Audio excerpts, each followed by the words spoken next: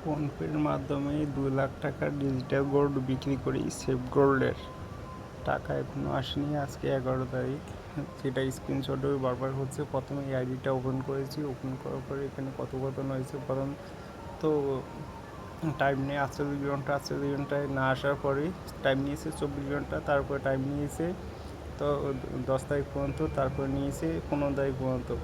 মানে 3-4 বার time change করেই যাচ্ছে ওরা।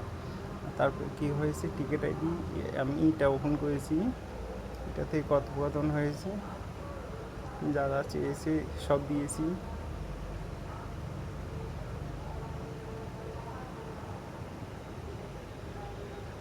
এই যে প্রথম বলছে 24 ঘন্টা টাইম নিয়েছে, তারপর 10 তারিখ পর্যন্ত টাইম নিয়েছে, তারপরে টাইম নিয়েছে 15 তারিখ পর্যন্ত 9টায়। এই আমার ব্যাংকের পাসবুক এখানে সব কিছুই শেয়ার করেছি। এখানে ওরা ভুল করেছে, 1,99,999 টাকা লিখতে 19,999 টাকা লিখেছে। সেই জন্য আমি আবার অভিযোগ করেছি যে ওরা এটা ভুল করেছে।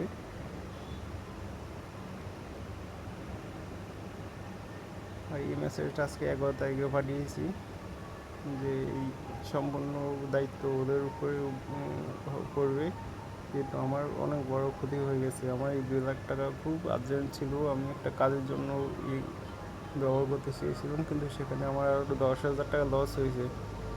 এই টাকাটা ক্যাশ হয়নি, যার জন্য এর সম্পূর্ণ দায়ভার ওরাই নেবে।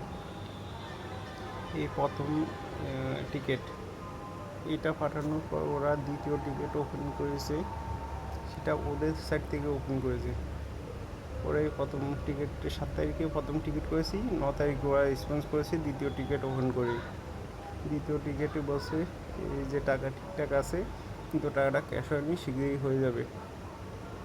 আমার অ্যাকাউন্ট নাম্বারটা দিলাম, ব্যাংকের পাসবুকে দিলাম, স্ক্রিনশট পাঠালাম ব্যাংকের স্টেটমেন্টের। তারপরে ওরা বলছে যে আগের টিকিটেই যোগাযোগ করার জন্য। মানে ভুল ওরা করেছে, আমাদেরকে শুধরাতে বলছে। আগের টিকিটে ওপেন করার জন্য বলছে, আগের টিকিটে রেসপন্স করার জন্য বলছে, কিন্তু এই টিকিটটা আমি করিনি, এই টিকিটটা ওরাই ওপেন করেছে। যার পরে আমি এটিও পাঠিয়েছি যে একটু মাথা ঠান্ডা করে প্রফেশনালভাবে মেসেজ করার জন্য। এই যে একই দিন দুটা ট্রানজ্যাকশন করি। প্রথমটা ছিল 2 লাখ টাকা, দ্বিতীয়টা ছিল 11,000। 11,000 টাকাটা ক্যাশ হয়ে গেছে, 2 লাখ টাকাটা ক্যাশ হয়নি এখনও।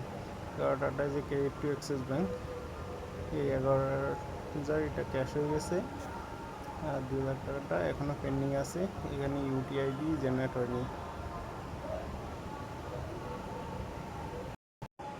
আমি পরপর অনেকগুলো ইমেল পাঠিয়েছি, তাদের সাথে কথোপকথন। এখানে বেশি কথাবার্তা হয়েছে। এখানে প্রথম আমি পাঠিয়েছি টাকার রিফান্ডের এই সমস্ত ব্যাপার নিয়ে। তো ওরা বলছে প্রমাণ চাই, এখানে বলছে স্ক্রিনশট দেওয়ার জন্য ট্রানজ্যাকশনের। তারপর স্ক্রিনশট দিই, তারপর ওরা এড়িয়ে যেতে চাইছে।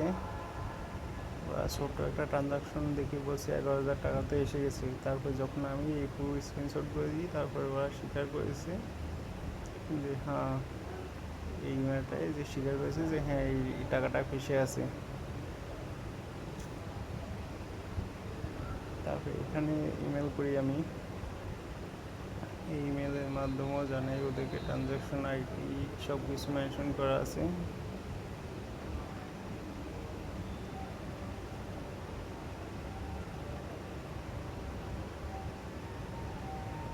সব স্ক্রিনশট অ্যাটাচ করেছি এখানে।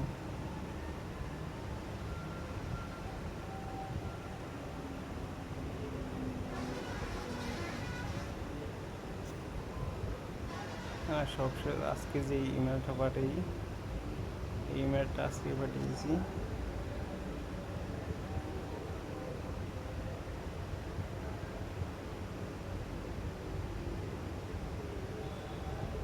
এখানে উপর ডকুমেন্টস অ্যাটাচ করেছি,